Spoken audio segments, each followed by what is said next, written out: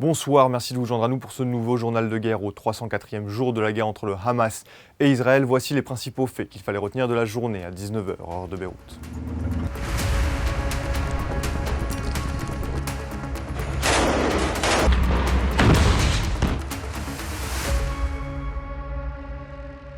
Commençons par les événements au Liban et au nord d'Israël. Une personne identifiée comme membre du Hezbollah, selon Al-Arabiya, a été tuée et au moins une autre blessée lors d'un raid israélien à Elba. Un autre raid a fait 2 morts à Maïs el-Jabal, dont un secouriste des scouts de Rizallah, affilié au mouvement Amal, et un membre du Hezbollah. Plusieurs blessés ont aussi été transférés à l'hôpital de Tibnin et un autre raid israélien à Rabat Thalassin a fait un blessé. À midi, les avions de guerre israéliens ont aussi franchi le mur du son, faisant entendre des bruits d'explosion du sud du Liban jusqu'à Beyrouth. L'armée israélienne a également ciblé Naoula, Wadi Hamoul et Kfar Hammam. En réponse, le Hezbollah a visé plusieurs sites israéliens, y compris la 91e division, dans les quartiers d'Eilit, Malkiya, les quartiers de Zaharit et les sites de Ramim, après avoir perdu 2 membres à Aoula lors d'une frappe israélienne dimanche. Une explosion de drone à Ayelet al-Shahar, au nord d'Israël, a également fait 2 blessés soldats.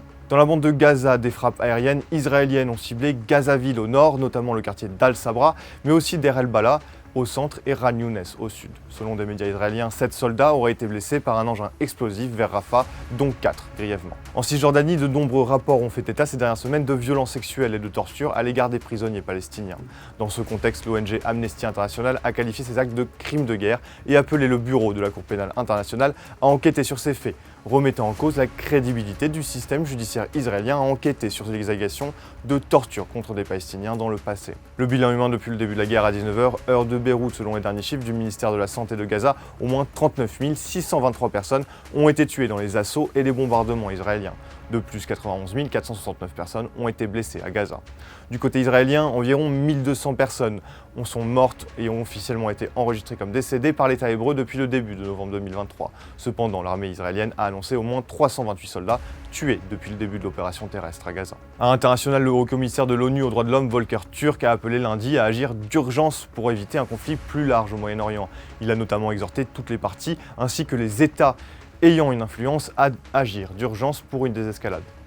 Une réunion ministérielle du G7 a appelé dimanche à éviter l'escalade au Moyen-Orient, à commencer par le Liban. Anthony Blinken, le secrétaire d'État américain, a dit à ses homologues du G7 qu'une attaque de l'Iran et du Hezbollah contre Israël pourrait être lancée dans les prochaines 24 à 48 heures selon le média américain Axios. Le ministre israélien des Finances Bezalel Smotrich a ordonné la saisie de 24 millions d'euros de recettes fiscales destinées à l'autorité palestinienne, affirmant que ces fonds seraient réalloués pour indemniser les victimes israéliennes du terrorisme.